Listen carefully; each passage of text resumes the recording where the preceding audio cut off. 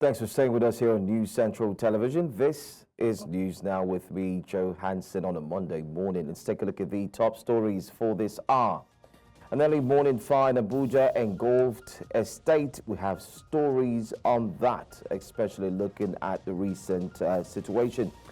Port Harcourt Refinery reduces operations for facility upgrades. Senegal marks 80 years since tragic Theory massacre. We have that story as well. Stay with us here to get details here shortly.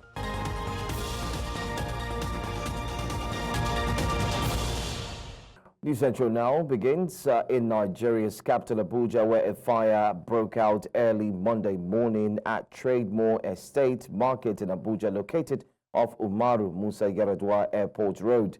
The blaze, which started around 4 a.m. local time, caused panic among residents. While the exact cause remains unclear, residents suggested it might be electrical. Firefighters from the Dunamis Church fire rescue teams responded promptly, arriving around 5 a.m. to contain the flames.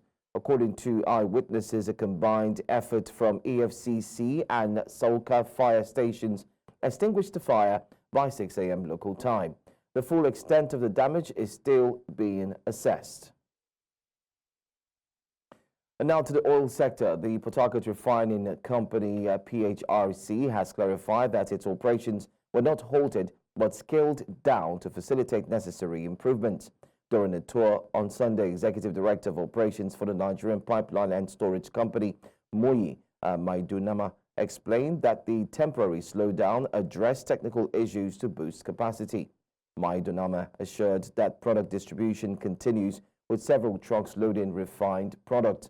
Terminal Manager Walu Joel highlighted surplus product availability, noting a low turnout of tanker drivers despite operational efficiency. Managing Director Ibrahim Onoja confirmed extensive upgrades at the refinery, ensuring improved reliability. The PHRC team adds that they remain committed to consistent product distribution and enhanced operations. Still on the oil sector, the Nigerian Army 6th Division has reported major success in its fight against illegal oil bunkering in the Niger Delta. Between November 25 and December 1, 2024, it said that troops recovered 1.2 million liters of stolen crude, destroyed 56 illegal refineries, and arrested 17 suspects. The operation covered rivers, Bayelsa, Delta, and Akwa Ibom states, targeting illegal refining sites, cooking drums, and boats used for bunkering. In Bayelsa, over 755,000 liters of stolen crude were recovered, and in Delta, troops discovered 40,000 liters of stolen products.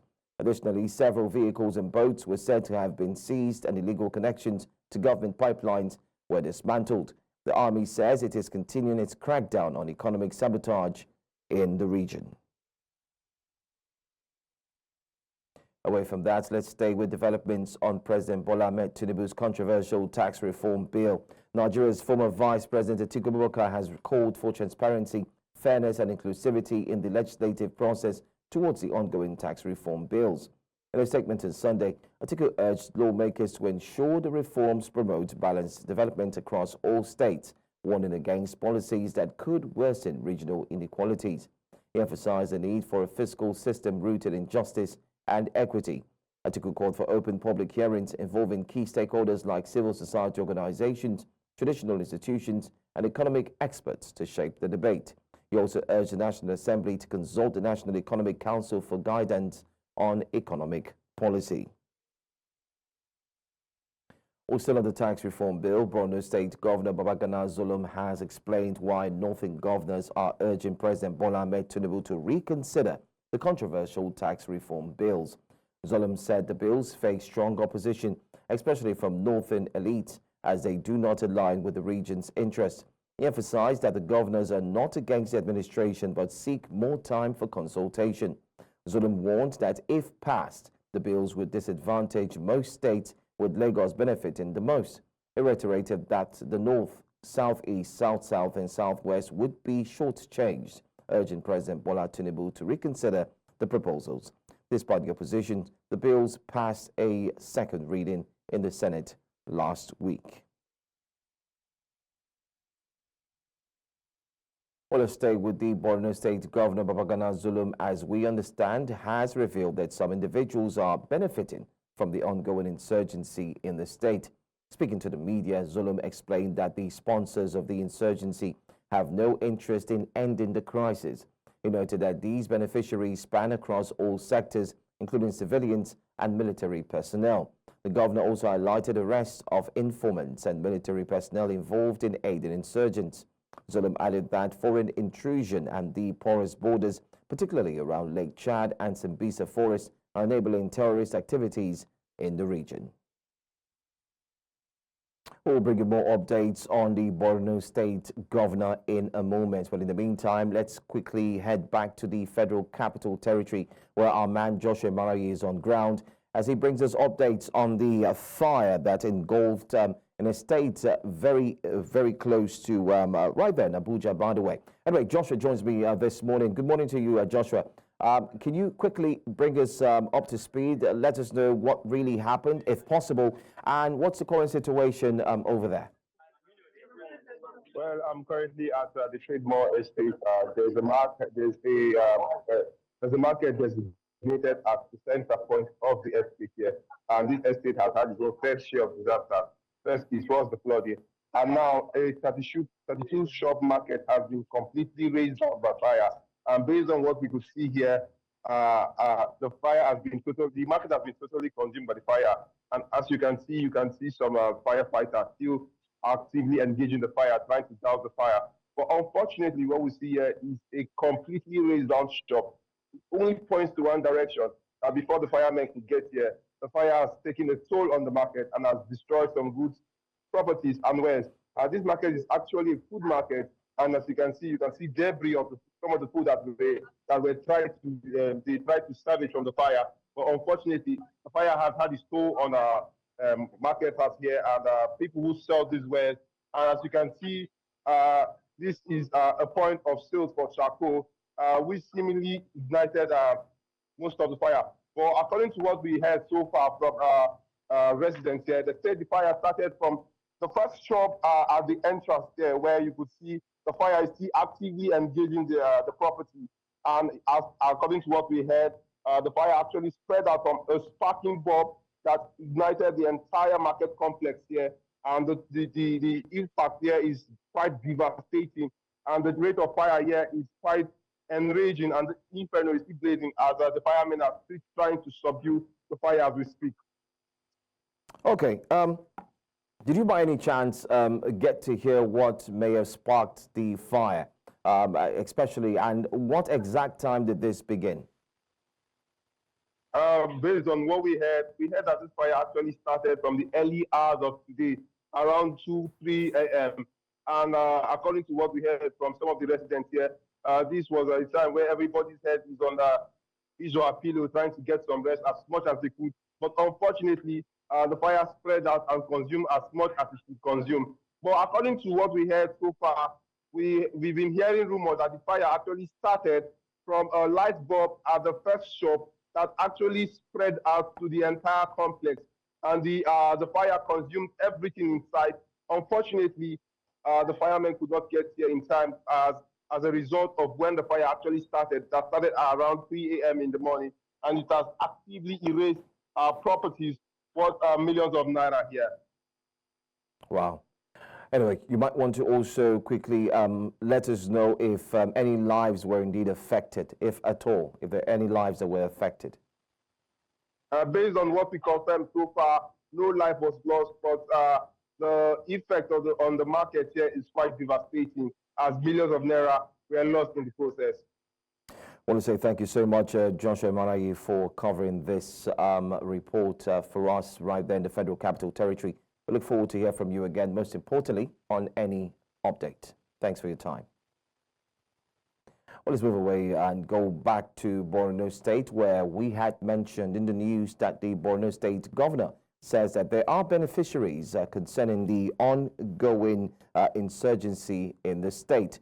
Well, to discuss this, as we look at the current situation that's being faced by Borno State, we do have security expert Inko Taro joins me this morning, and he's joining all the way from Plateau State in Jos. Good morning to you. Thanks for being here. Good morning. Thank you for having me. All right, you did hear the governor make mention of what's really happening over there in his state, the state that he governs. What do you make of the statement credited to the state governor, by the way? And some individuals are benefiting from the ongoing insurgency in the state, as he rightly mentioned. He also mentioned of some military personnel, not forgetting to, you do have other persons who act, most importantly, as those who work with the insurgents. What's your take on this? But what the governor said is true, and of course, is not new. Abacha, the late General Sani Abacha, said several years ago, before he died, that any insurgency that exceeds 24 hours implies a government involvement. So it's clear there are people benefiting from the unfortunate situation, and they position themselves in such a way that as long as the insurgency continues, they will continue to benefit. So in order to sustain their funding or their benefit, they create crisis, they fuel crisis, they come up with strategies that will always resurrect insurgency. No matter how it is being fought, they would always come up with ways to resurrect it again. Because that is the only time the government will take security serious and fund security. If everywhere is peaceful, if insurgency has been tackled, there will be no need to fund security activities in that direction. So as long as there are elements of crisis, insurgencies resurrecting here and there will always be the need to fund the operations that would seemingly put an end to it. Whereas on the other hand, it's just a vicious circle that is going on. Okay, I just want to ask, based on your work as a security expert, what are the long-term implications of a statement like this made by a governor of a state saying that they've noticed, they've recognized, they've seen, and he's making these statements with no holds barred? What do you think the implications would be going from here? Well, first of all, for him to be bold enough to say it, he's talking from the intelligence he has gathered. He's not talking carelessly. There are names and there are arrests, he said, that has been made. And eventually such people will be, well, let me not conclude on that, but for him to say such a thing, it means he has information, he has intelligence. So what is expected is for him to ensure that the relevant agencies, the justice system, is seriously involved in prosecuting whoever has been arrested or whoever he has identified as being connected to the insurgency in any way. So if at any point in time the justice system is also compromised, then it means that those benefiting, like he said, has caused the cut across civilians and military. So if in the process of ensuring that those arrested are being prosecuted and along the line the prosecution is being frustrated, then it also means that we need to spread the net the more to also fish out those elements in the justice system that are also part of the people benefiting. So it's something that with his kind of personality and his resolve, if he wants to fight it to the end, we could get some form of respect in the process. Well, Mr. Nkotare, there is a question that bothers many, and I really love to ask and get your feedback on this. The NCC DMS had mentioned that they've now gotten, approval to actually track devices. Most importantly, blacklisting ELs of sudden stolen devices and so on. And most importantly, they're able to curb phone-related crimes.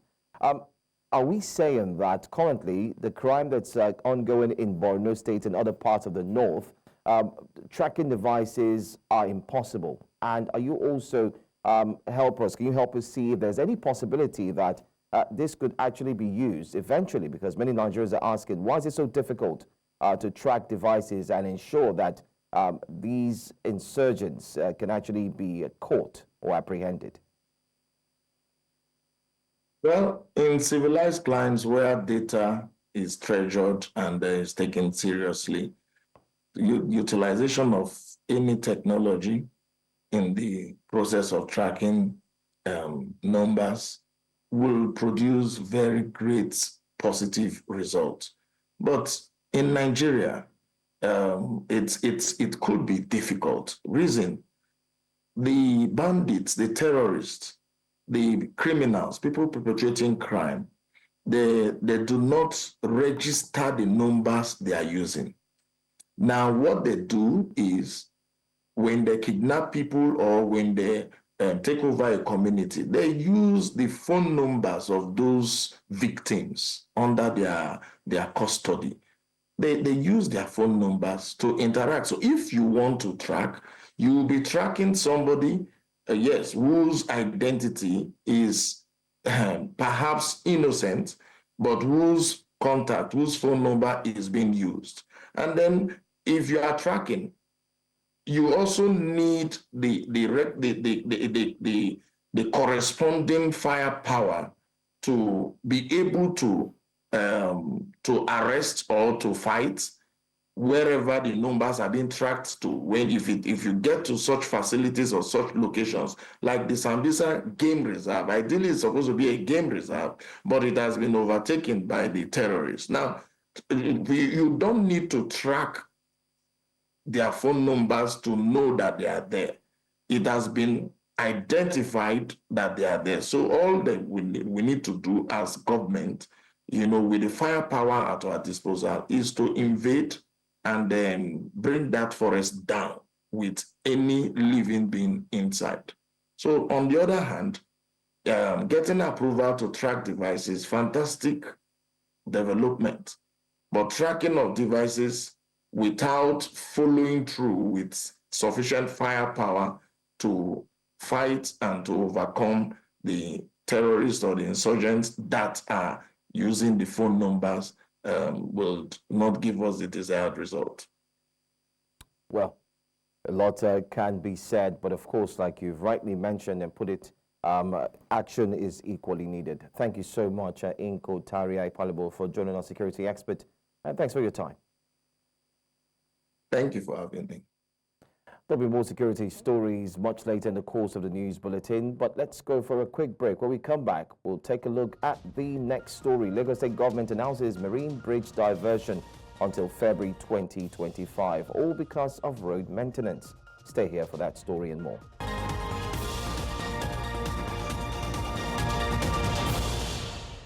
Welcome back. President Bola Tinubu will leave France on Monday for Cape Town, South Africa, to co-chair the 11th session of the Nigeria-South Africa Binational Commission alongside President Cyril Ramaphosa. The presidential BNC, scheduled for Tuesday, December 3, will be preceded by a ministerial meeting on December 2, 2024 at the South African Parliament building in Cape Town. Tinubu and Ramaphosa will engage in substantive talks on a wide range of issues of mutual interest, including bilateral, regional, and international matters. Following Ramaphosa's inauguration for a second term in office, the two leaders will revisit the progress made since the 10th session of the BNC, which took place in Abuja from November 29 to December 1, 2021, and build on the commitments made at the June 20, 2024 meeting in Johannesburg. Well, don't forget, News Central will bring to you live updates of the president's movement, especially from France to South Africa. So stay tuned later today. Let's move on to our next story now and tell you that the Lagos State government has announced a traffic diversion on the Marine Bridge starting Wednesday, December 4, 2024, to enable emergency repairs by the Federal Ministry of Works. The maintenance will last until February 25, 2025. Commissioner for Transportation, Oluwaseun Osiemi, says the repairs will focus on sections of the bridge's asphalt pavement. Motorists traveling from Apapa to Lagos Island are advised to use alternative routes via Costain Roundabout and Echo Bridge or Ijora 7-Up and Ijora Oloye. Traffic heading into Apapa from Costain will remain unaffected.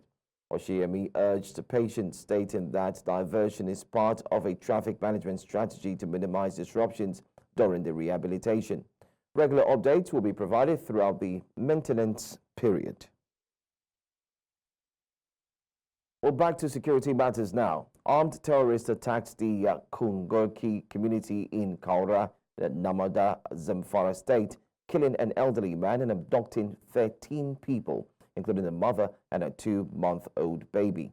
Counter-terrorism expert Zagazola Makama revealed the attack occurred under the cover of darkness, with gunfire spreading fear. The assailants also looted shops, stealing food, household items, and valuables. Witnesses described the ordeal as terrifying, saying women and children were targeted while the attackers retreated into the forest. Security experts confirmed the tragic killing of the elderly victim and called for urgent action to address the growing insecurity. Well, staying in the north of the country, the Nigerian police have confirmed the attack that happened at the facility, Jacana Divisional Police Headquarters, which took place on November 28 in the wee hours of the day.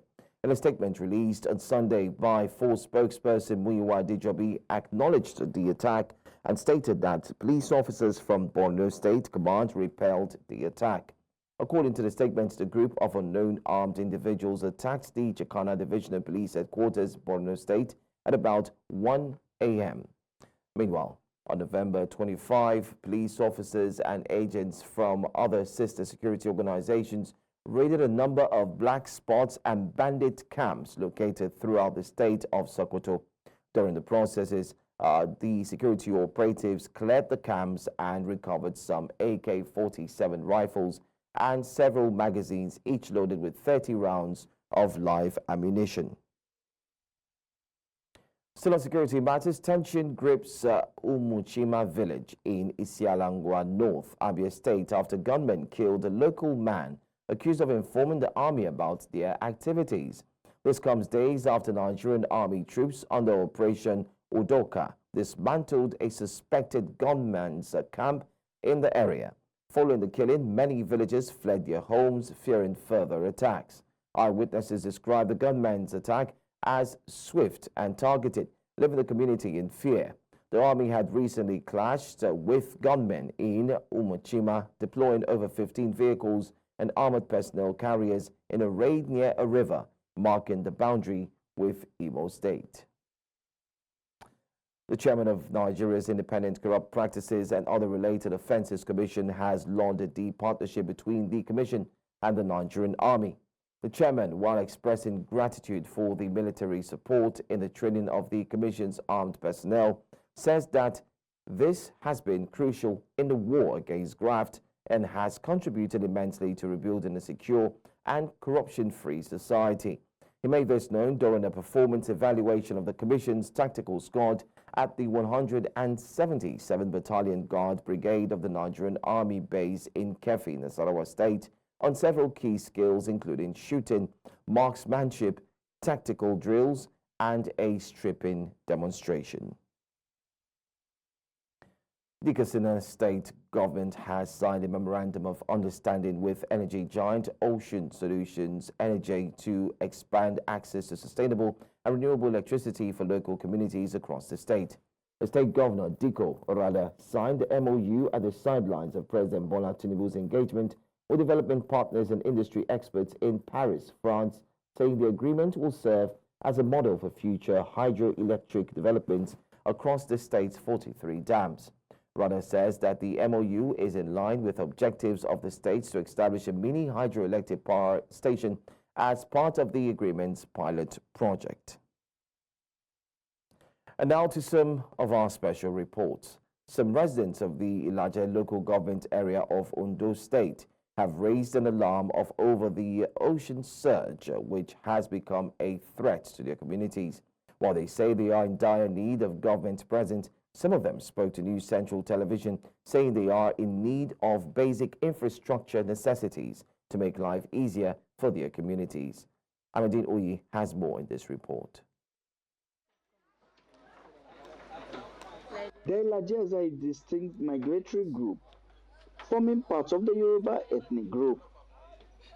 The Ilajes are spread along the states of Ondo, Ogun, Lagos, and Delta, residing mainly along the coastal belts, beaches, and swampy terrains of the Atlantic.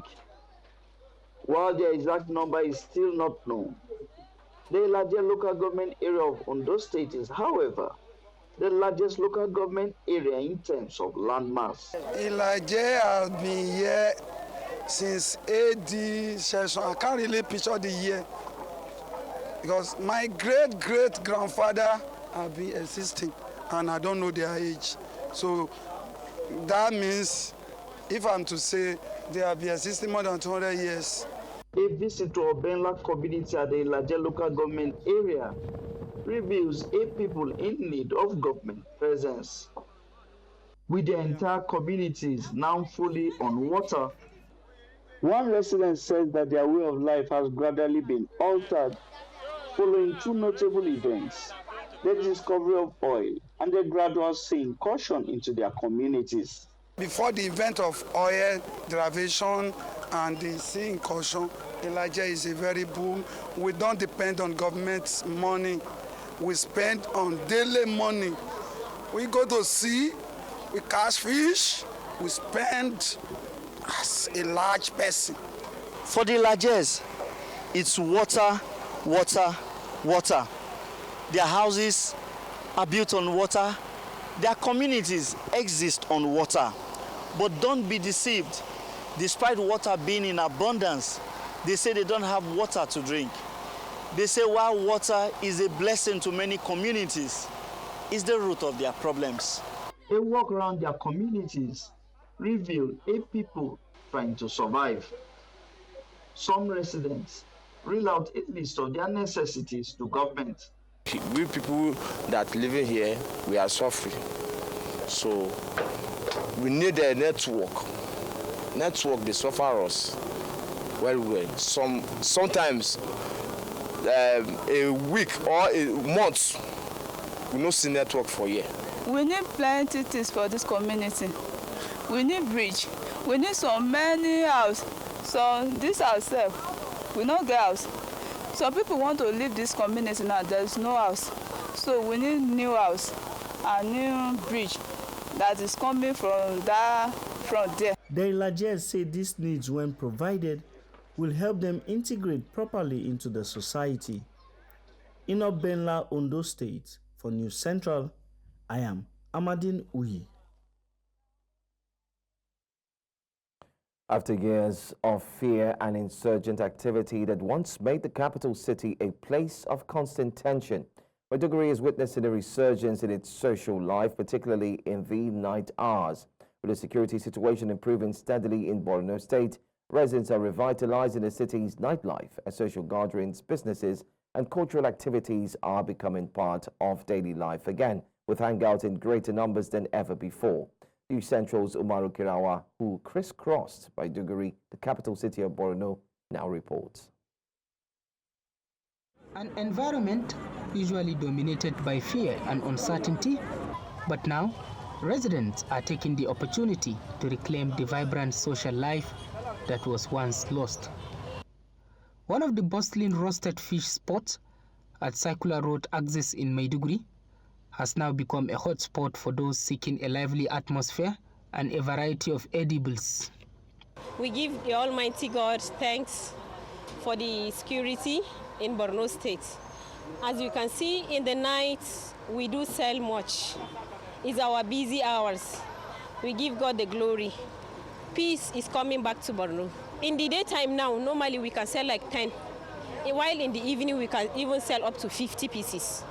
Local security forces and the popular civilian JTF and other vigilante groups working together with the Nigerian military and police have helped stabilize the region, allowing the city's social activities to flourish once more. Alhamdulillah, naptangaliwa yapondena buroro umia adegi. Amma andero loktu dia sa sarana mandigi kama kliwa sireda 24 hours solena mandigi kaso dia kalkalo bulandi enda. The level of peace in Borno State, in Maiduguri particularly, is splendid. is very lovely. Initially, you know the movement in this state, when you're walking, your shadow is a suspect. Your shadow is a suspect. But now, with the level of the effort of the state government, the movement in Maiduguri, when you are moving, even though your shadow is still following you, you are comfortable.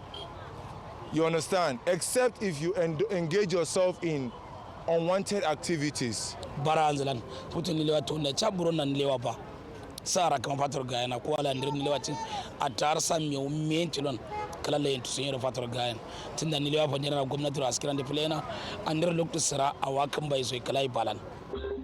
It is that time of the year that the Igbos and other ethnic groups in Maiduguri also wine and dine to their fullest. Unlike how it was before during the Boko Haram insurgency and the whole crisis, like Maiduguri has been a very peaceful place. You won't even believe that, like, we barely have some issues because of how peaceful it is. We are enjoying the state more than ever before. Maiduguri have been, in fact, Maiduguri, I don't think there is any place like Maiduguri. Maiduguri, we are doing our business never before. We are enjoying the state, honestly. Maiduguri is, there is a lot of money in Maiduguri, and Maiduguri people, they accommodate many of us here. Because some of the local government are still affected, but there has been a tremendous success in the fight against insurgency, and we must say that the government, they are working. Gas meat and more suya and banana juice spots have reopened to cater to the growing demand for nightlife entertainment. I'm from Enugu State, Nigeria, in Suka precisely. When I was coming here, even my mother did not even allow me to come here because he said I will die, they will kill me. But I said, Mama, anywhere you are, if death come, you will go die, it's a must. So I took the courage, I came to Maiduguri, see me here today, nothing happened to me. And I bet that nothing happened to me up till I finished my school. The peaceful environment has made things so very unique in terms of restoration of peace. And we thank God, honestly, with the way things are going, we strongly believe that normalcy have returned. Gaskiya yanzu alhamdulillah kasuwa tana tafiya daidai yadda ake so. Mun gode wa Allah. Gaskiya idan da so samu ne gwamnati da Allah ta dan duba mu ta dan kara mana lokaci akan wannan abun. Shine iya rokan da zamu yi a gure shi. For so long, residents could not even think of going out at night because of the risks. But now they feel safe again, giving a sense of normalcy. In Maiduguri for News Central, Umaru Kirawa. Coming up next here on News Now, Senegal marks 80 years since tragic Thioré massacre. Details after the break. Stay with us.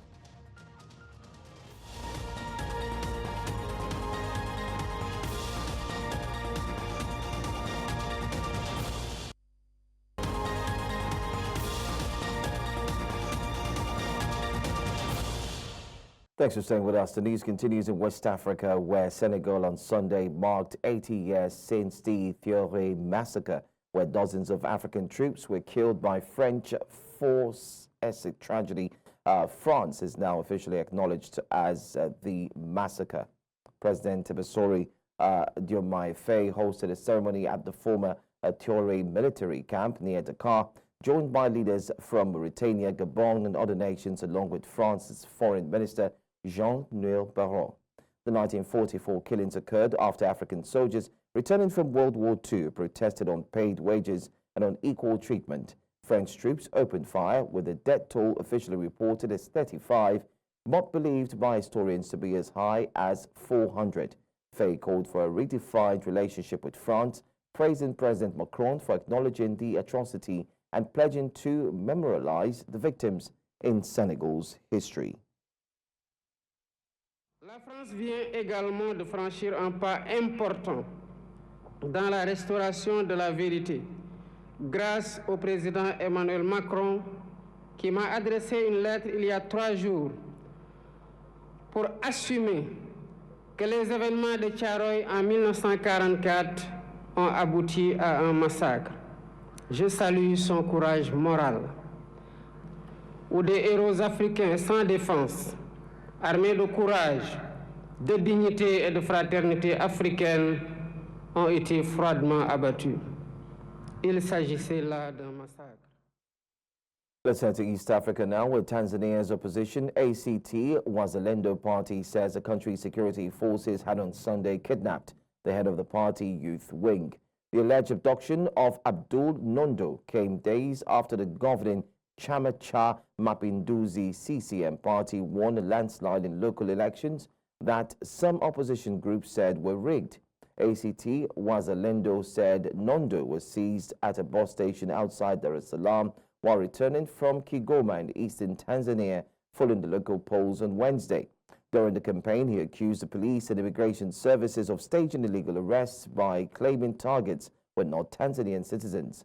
Mbarala Maharagandi, the party's deputy secretary for human rights and civic representation, told reporters that 3 individuals who were waiting for Nondo outside the bus terminal and whom were suspected to be police officers or other security personnel abducted him. Namibia's leading opposition presidential candidate, Panduleni Itula, has announced that his party will not recognize the results of the country's controversially extended election. Speaking on Saturday, just before polls closed on the final day of voting, Itula, leader of the Independent Patriots for Change, IPC, accused the process of being marred by chaos and alleged foul play. He noted that regardless of the outcome, the IPC shall not recognize the results of the election. He further stated that the party would pursue legal avenues to nullify the election, urging President Nangolo Mbumba to convene an emergency cabinet meeting to address the situation. The election marks a critical juncture as the IPC seeks to challenge the 34 years rule of Southwest African People's Organization, SWAPO. All these grave irregularities that has been reported by our legitimately registered representatives in various of the polling stations, we as IPC and the IPC leadership have reached an unshakable principled decision to make a statement to the press and to the nation at large that we are people that believes in the rule of law and we are principled in that regard.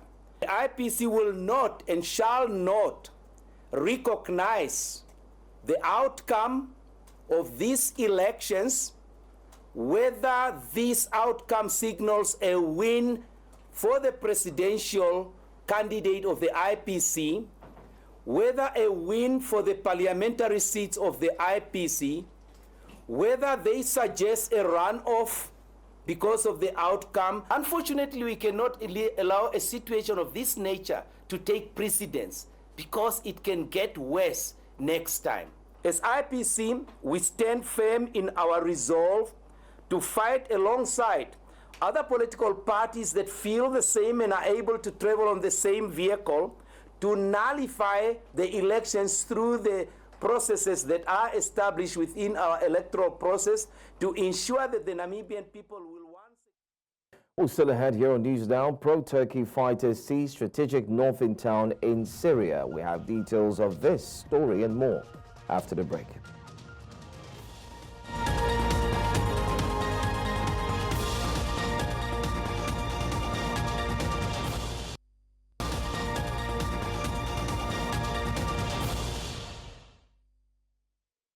Thanks once again for joining us. Well, right now we'll be joining News Central's Bongani Siziba at the Nigeria South Africa Binational Commission in Cape Town, where Nigeria's President Bola Tinubu will actually be co-chairing the 11th session with South African President Cyril Ramaphosa. Earlier on, we did tell you in the news that the President will be leaving France to head straight to South Africa. Bongani Siziba, you can hear me. Good morning to you. Yes, good morning, Joy, and also good morning to our viewers. The meeting is happening in Cape Town, and anytime, any minute from now, the ministers will be coming in, and the meeting will be starting. We know that Nigeria and South Africa are two big economies in Africa, but let me just bring in the DECO spokesperson just to tell us more about this meeting. Good morning, Crispin, and thank you for joining us here. What's the importance of this meeting? This is a very important meeting. It marks 30 years of international relations between the two countries. And like you say, this is Africa's two biggest economies. We have 34 agreements in place over the period of 30 years. And so we would be looking at this meeting to see how far those agreements have been implemented. But we also know that there is also strong bilateral trade between the countries. A number of South African companies are engaged in Nigeria, but there's also strong people-to-people relations with people of Nigeria where we exchange a lot of cultural exchanges, and so this meeting would look at how we can strengthen those, but also address areas of mutual concern amongst the two countries. And this meeting comes at the height of South Africa taking over the G20 president. How important is this to African countries? Absolutely. Of course, you would know that the AU as well is a member of the G20, and they will be right there to really consolidate all of the continental interests. But from a bilateral point of view, Nigeria is an important economic partner on the African continent for South Africa. So some of the priorities that South Africa wants to drive through its G20 presidency will find expression in this meeting, and we would seek some level of collaboration from our Nigerian counterparts with regards to some of those priorities, which President Ramaphosa will unveil tomorrow at the G20 media briefing. And talking about tomorrow's event where the President of Nigeria and South Africa will be having a meeting, can you take us through what some of the topics that they are going to cover or what they are going to talk about? Areas of collaboration in the continent where there are concerns, but also the people-to-people issues. We know that there are issues of mutual interest to both countries, but also issues of mutual concern to both countries. For example, some people frame this as Afrophobic issues. Those are issues that we cannot run away from, and we want to find areas of collaboration to systematically address those issues. Those are some of the things that we're looking at, and collaboration on the continent as well. Yes, Joe, we can see from the visuals now the ministers are just coming in, and this meeting is going to start any time, any minute from now. So we'll still come back and give our viewers more information after this ministerial meeting. It's back to you in the studio. Thank you so much, Bongani Siziba. We look forward to get more updates on that. Outside the African continent, pro-Turkey fighters have seized a strategic northern town from Kurdish forces, happening parallel to a major rebel offensive in the Aleppo province. And this story is still one that will definitely follow. And that's all the news we have for you for this hour. But before we go, a quick look at some of the major stories. An early morning fire in Trademore Estate in Abuja. We did bring to you that story earlier on. Port Harcourt Refinery reduces operations for facility upgrades as well. And we told you that Senegal marks 80 years since tragic Fiore massacre. Do watch us live on DSTV channel 422. Not forgetting to Star Times channel 274, Open Avens, Avo TV, Limex, and you could always stream live on YouTube and also on Facebook. Do want to join Jasiri at 10 a.m. I'm Joe Hansen. Good morning.